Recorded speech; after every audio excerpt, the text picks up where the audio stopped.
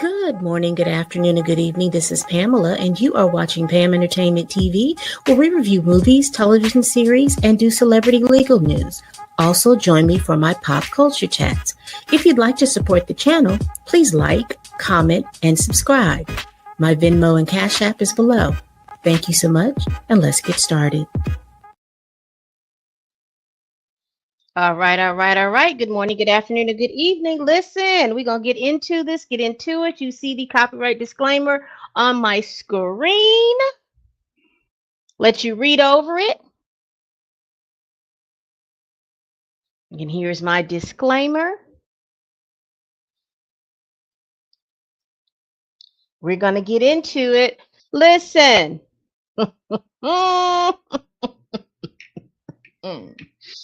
Baby, fifth time is not the charm. The judge has denied bail for Diddy 3 times before the trial started. He denied bail for the fourth time after the conviction was handed down. And he has denied bail for prior to being sentencing. So Sean Diddy Combs will be in jail throughout the sentencing and depending on whatever the sentencing that the judge gives him. So let's go over it now. Here is the article from Deadline.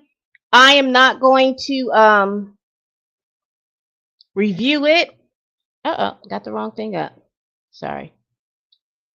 I'm not going to review this. We're going to go actually to see what the judge actually said. Okay? So let me get to that court. We're going to share this tab. And as you all are coming in, please hit that like button. I really appreciate it. It helps me out in the algorithm. And if you're so inclined, subscribe. Hey, hey, Ernest, how you doing? Let's get into this. Let's get into this. Let's get into this.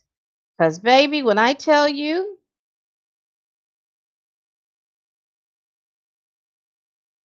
here it is. I got to find it, child. So here is the order. Now, the judge has written, looks like a 2-page order, and we're going to go over this and figure out what the judge is saying because, again, Diddy's team this is the 5th time that Diddy's team has asked for bail, and they even presented a letter from one of the people who were supposed to be victim number 3 in the case who did not show up. She sent a letter to the judge letting them know that, hey, she didn't feel like he was a threat. So, baby, let's get into this letter from Aaron Subramanian, United States District Judge. Defendant, now this is what he's saying. Defendant Sean Combs renews his request for bail pending his sentencing. On this application, Combs doesn't contest that the detention is mandatory for his crimes of conviction. He relies solely on the limited exception to mandatory detention where, number 1, the court finds by clear and convincing evidence that the person is not likely to flee or pose a danger to the safety of any other person or community if released. And this is U.S. Code 18, Section 3143A1 and Section 3145C. And there are 2 exceptional reasons why such person's detention would not be appropriate. And then that's supposed to be section 3145C. Exceptional reasons exist where there is a unique combination of circumstances giving rise to situations that are out of the ordinary. And this would be United States versus Cologne. And he's also quoting United States versus DeSoma. And it says the statutory framework creates a presumption in favor of detention that places a plainly substantial burden of proof on the defendant seeking release. And he is citing Lloyd versus United States, and he's also quoting United States versus Abu Hamra well, that's who he's quoting. As for the risk, so he's going to give in what his reasons are. Here we go. As for risk of flight or danger, Combs fails to meet his burden by clearing convincing evidence for the reasons set forth on the record at the July 2nd, 2025 hearing. Increasing the amount of bond or devising additional conditions doesn't change the calculus given the circumstances and heavy burden of proof that Combs bears. And so they're going to take you back to that particular part of the docket. And it says here at trial, the defense conceded the defendant's violence is in his personal relationships. This type of violence, which happens behind closed, is impossible to police with conditions. On this basis alone, Combs's application is denied. Because remember, Diddy's team conceded because the tape came out. You remember the tape that that showed him assaulting Cassie? Because that tape came out, and then the defense conceded that it wasn't that he is a violent man, and this is what they put back on the docket, and I'm going to read it again. At trial, the defense conceded that the defendant's violence is in his personal relationship. This type of violence, which happens behind closed doors, is impossible to police with conditions. They conceded to that his lawyers conceded to the fact that he was a violent person in his personal relationships. So this is what the judge, the judge is using that to say, no, Playboy, absolutely not. Absolutely not. Even if the flight or danger requirement was satisfied, there are no exceptional reasons warranting a departure from what Congress has required. Combs's Mann Act argument might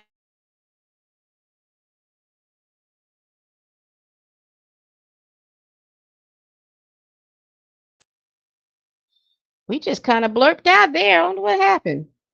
I'll reread it because I don't know when it clicked on you. Even if the flight or danger requirement was satisfied, there are no exceptional reasons warranting a departure from what Congress has required. Combs's Mann Act argument might have traction in a case that didn't involve the evidence of violence. And this is what's messing him up. Evidence of violence, coercion, or subjugation in connection with acts of the prostitute at issue. But the record here contains evidence of all three.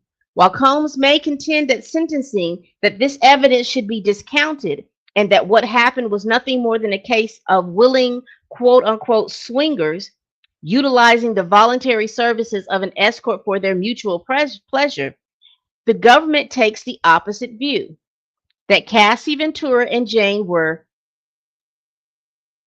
beaten, coerced, threatened, lied to, and victimized by Combs as part of their participation in these events.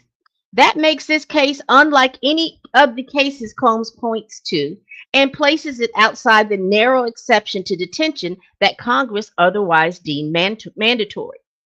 To be clear, as indicated at the July 2nd hearing, the court offers no view as to how the parties' competing arguments about the evidence will cash out for purposes of sentencing, which is happening in just 60 days.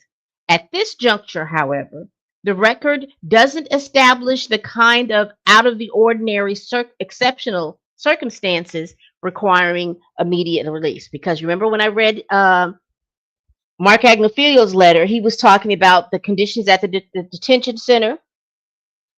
He was talking about, he read some cases, and his argument was that Diddy didn't directly participate in the acts.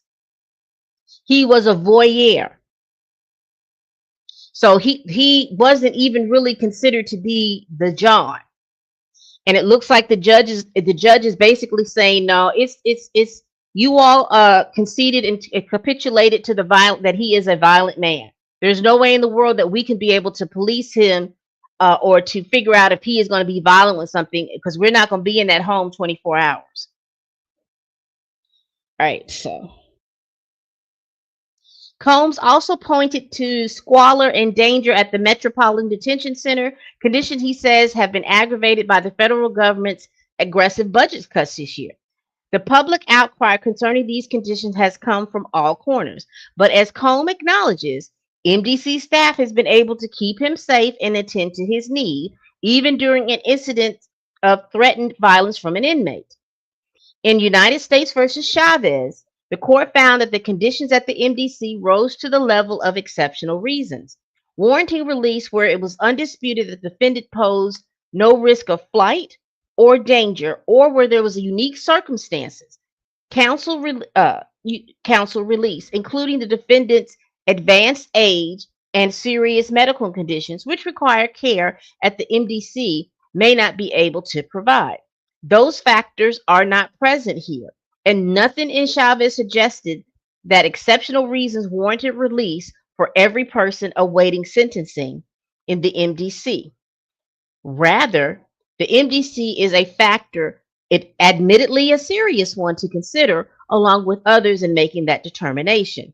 For these reasons, as well as those stated on the record on the July 2nd hearing, Combs fails to satisfy his burden to demonstrate an entitlement to release. And so the motion for bail is denied, and it is so ordered. And he did that today.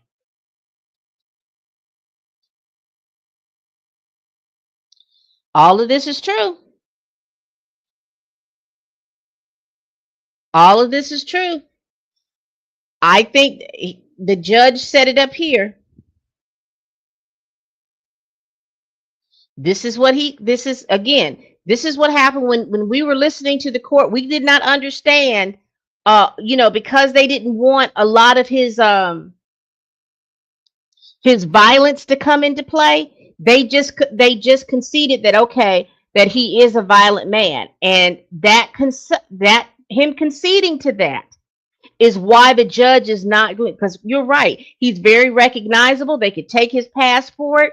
The conditions at the jail are enough. It's the fact, and this is what he said: this type of violence, which happens behind closed doors, is impossible to police with conditions. On this basis alone, Combs' application is denied. And this has been consistent with this particular judge. This has been consistent with this particular judge, because even when he was denied the first 3 times, they were talking about him communicating with witnesses after they asked him to stop. And he didn't do that because he Diddy. He says he's Diddy. And now it's because, again, it's all because of that capitulation, that conceding that he is a violent man. Now, if we're looking at this in the sentencing, like I said, the defense wanted to get anywhere from 21 to 24 months for both charges, and the prosecution wants 51 months. I asked y'all, excuse me, y'all. I asked you all in a poll, what did you all think? And let me see if I can find I'm not going to even try for the Twitter poll, because that's probably gone. It's too far down for me to find it, but I know that I can find.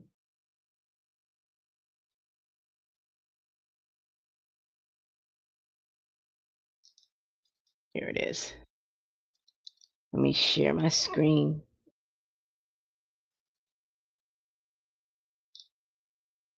Because remember, I asked you all, what did we think? Was he going to get up to 23 months? And most of you all say he's going to get from time served to 2 years.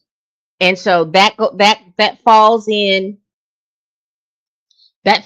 within the 21 to 24 months, because the way the defense is looking at it, by the time he goes to court in October, he would have literally served a year in custody. And I think they have to serve at least 3/4. So that means that he would, from the time that he's sentenced, if he gets 24 months, he would spend probably anywhere from 3 to 6 more months in prison, and then he's released. Now, the prosecution is looking, and if you look down here at the third one, they're looking towards 51 to 71 months. So they're wanting up to 4 to something years. with the judge saying this in his brief, Diddy may get a smooth 3 years.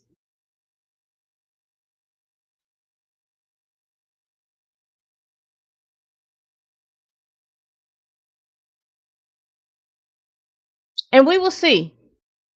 Because the judge has the discretion to go from, because it's a total of, because he can get 10 years. So the judge has the discretion to give him up to the 10 years for those two charges. Because I think each one of those charges are 5 years.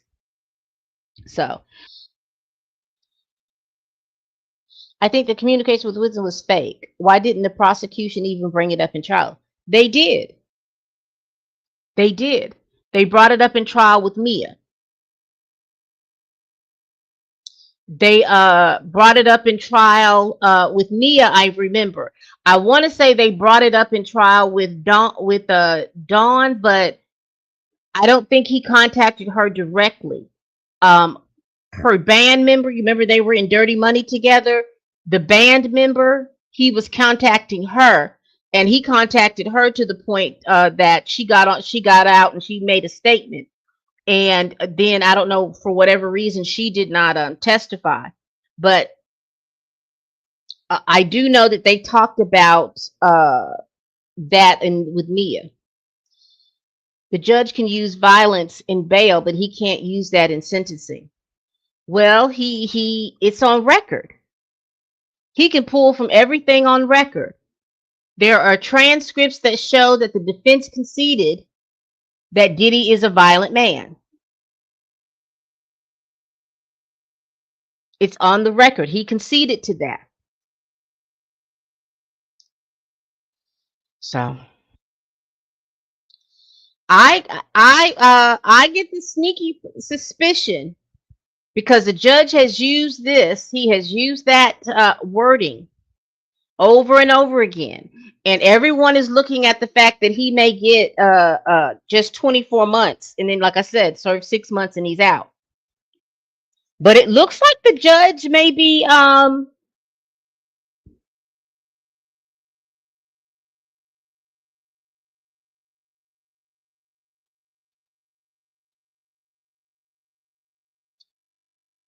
he was,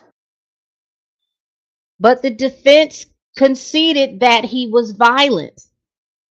They conceded to that. They said he was a violent man, and that is on record. And this was even before they even started trial, even before the first witness, because they were going back and forth with the thing, and they conceded to that. So it's on the record. They conceded to it, so the judge can look at it and use it because they conceded to it. That was why, Ernest, while we were sitting up here, like, why would they do that? Why would they give the prosecution a little leverage like that? We couldn't understand it. And this was the beginning of the trial. This is why we were like, wow, why would they give him that kind of leverage? So I don't know. I don't know. I don't know. But they've conceded to that. And the judge on this is the second occasion that he has said and used that wording in this court thing. He's used that wording. This type of violence, which happens behind closed doors, they conceded that he has committed domestic violence in his personal relationship. And he says it's impossible to police with conditions. On this basis alone, and that's the wording that he's using, on this basis alone, Combs' application is denied.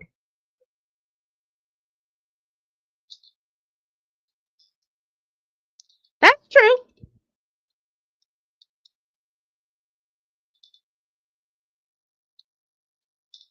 That's true. But I mean, that is true. But they didn't believe the trafficking.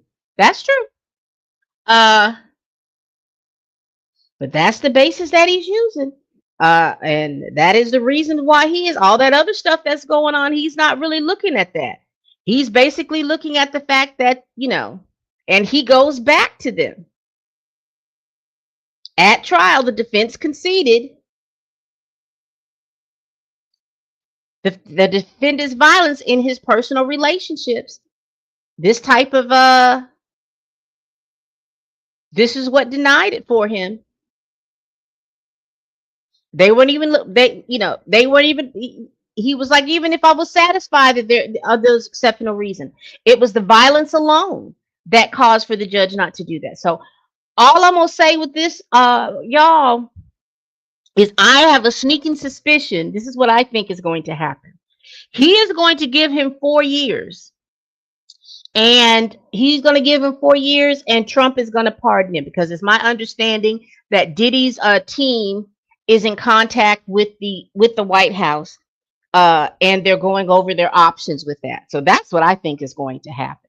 They're going to give him the 4 years or whatever it is that the judge thinks that he's going to get. He's going to split the time. He's probably going to take that 51 months that the prosecution wants and the 24 months that the defense wants, and he's going to split that time and go from there. So he'd probably get anywhere from 2 to 4 years. That's the way I look at it. So, if y'all ever watched the Charlie Brown series, you remember that time when what was the name? Was the name of the name of the episode No Dogs Allowed? Was that the was that the name of the episode? No Dogs Allowed. Child.